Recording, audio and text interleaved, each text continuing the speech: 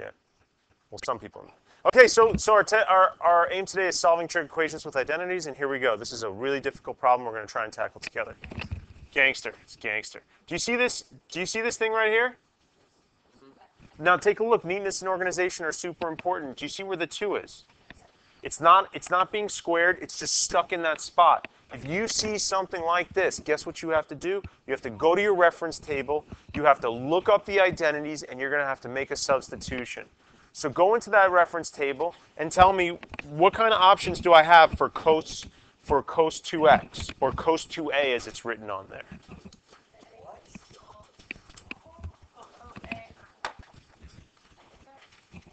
You're gonna have some, Luna, you're gonna have 3 options. If you can, and it's possible, choose the one so that there is only sines in the equation afterwards, or only cosines, or only tangents, whatever's there. So which one would you?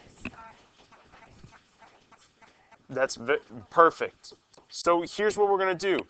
2 sine x plus 4 times 1 minus 2 sine squared x equaling 3. All I did was take this thing that I have in a cloud, looked on my reference sheet, found what it equaled, and subbed it into its spot. Some great, wonderful questions. Some great, wonderful questions have been asked. Lily is absolutely 100% right. Why would I choose this one over the other 3 options? Because it only has sine in it. And that makes the problem much easier to deal with if it's just full of sines, as opposed to like splatterings of sines and cosines and whatevers. Okay. All right, let's go, because we got tons to do today. Tons to do. This is going to be extremely long. We're going to distribute in.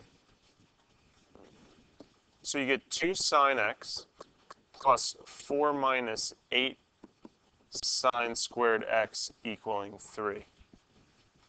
And then all we're going to do is rotate stuff around so that we can start to put it in a form that possibly can be factored.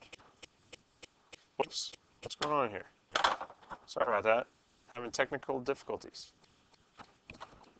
2 sine x plus 4 equaling 3. And I'm going to hold up there for a minute so you can take that down and see what's going on. Yeah, you can already see how it's going, right? Yeah, all I did was rearrange the left side. Okay. Guys, we're going to do another step in here that you probably wouldn't have thought of. It's just you can't really factor when the coefficient in front of the squared, the a of the quadratic, is a negative. So we're going to divide everything through by -1. Oh, man. I forgot about that. I should have subtracted that 3 over. Doesn't really make a difference, though. Whoops.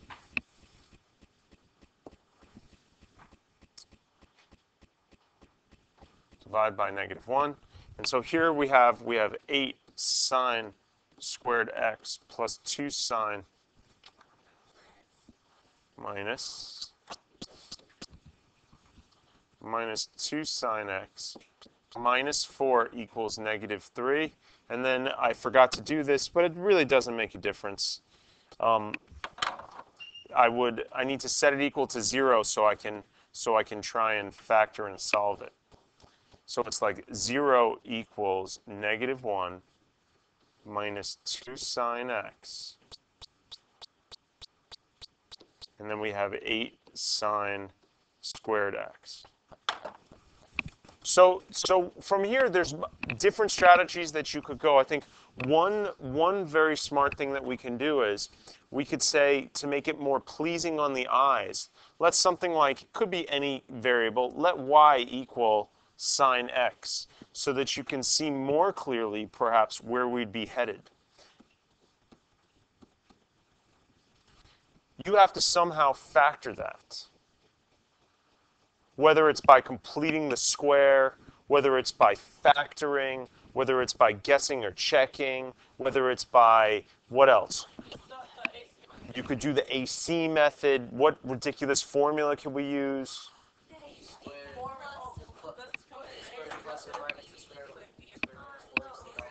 Quadratic formula. So here's what I would tell you. Here's what I would say to you. Here's what I would say to you. I will do any one of them. If we were at a math class at college, a debate would now ensue as to why choosing one over the other would be better and whether it made a difference. But for here, we're just going to work together and pick one. Now, on your quiz that you submitted in, most people chose guess which method. Is that how you would like to do it? It is ultra super important that you know that method. It is like in the toolbox of stuff that you should bring to that exam. It is something super useful in case you encounter stuff that you don't know how to factor. And for those people that don't remember the AC method, yeah, let's go through it. The AC method is also called the barbell method. You take these two, you multiply them, you get negative 8y squared. Now, give me two things that multiply. Very nice. So it's going to be 8y squared minus 4y plus 2y, because we're looking for two terms that multiply to be negative 8y squared but add to be negative 2. Minus 1 equals 0. Whenever you see something in this class or on your Regents that has 4 terms to it, and you know you have to factor, you got to use factor by grouping, right? 8y squared and 4y both have 4y in common, and you're left with 2y minus 1. Over here, we already have 2y minus 1, so we're just going to pull out a 1.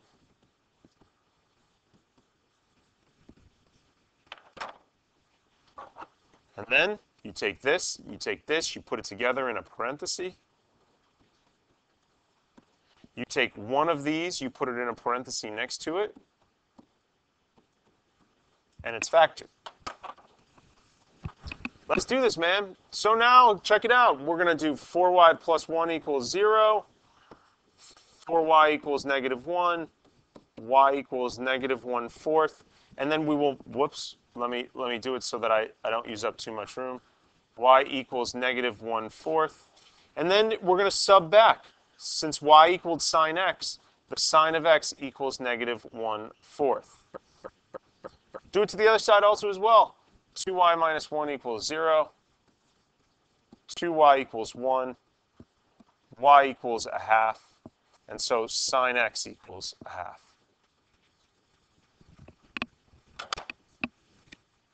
Let me take care of this. This is now just like the test that you just submitted in, right? How do we figure out how much x is?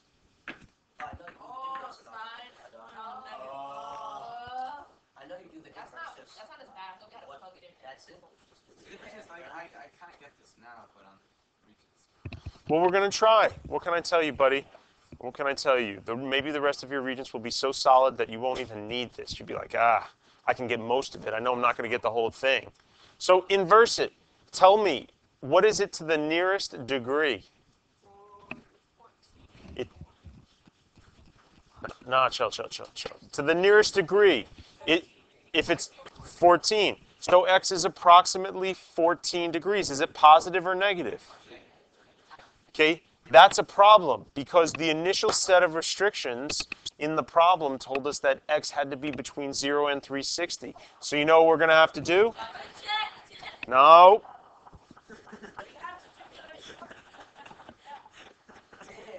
You have to do the chart. So this is going to be 14 degrees, right? And how much does it take to go all the way around and get here? 346 is one of the answers.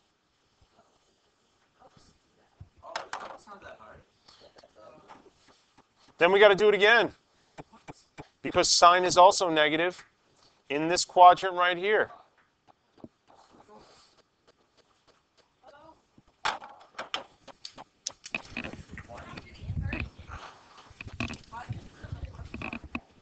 Why'd I do it in the fourth quadrant? This is an excellent question.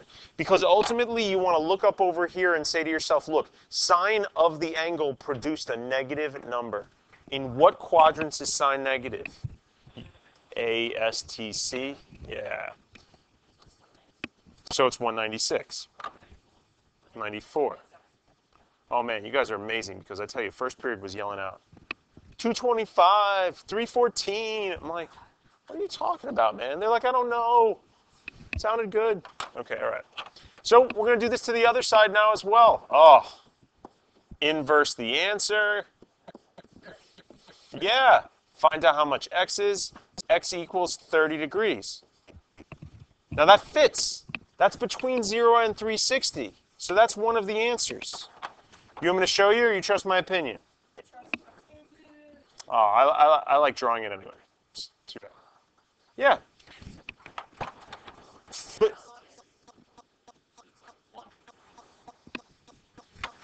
and yeah, you guys are so smart, so smart. Yep.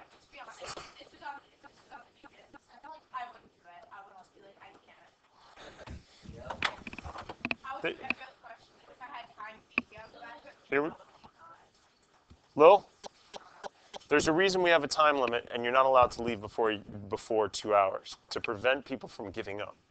If you're going to be there for 2 hours anyway, and you know this problem takes this long, I know it's recording. You can you can do it. Look how beautiful this is though when you get done. I just want you to see something.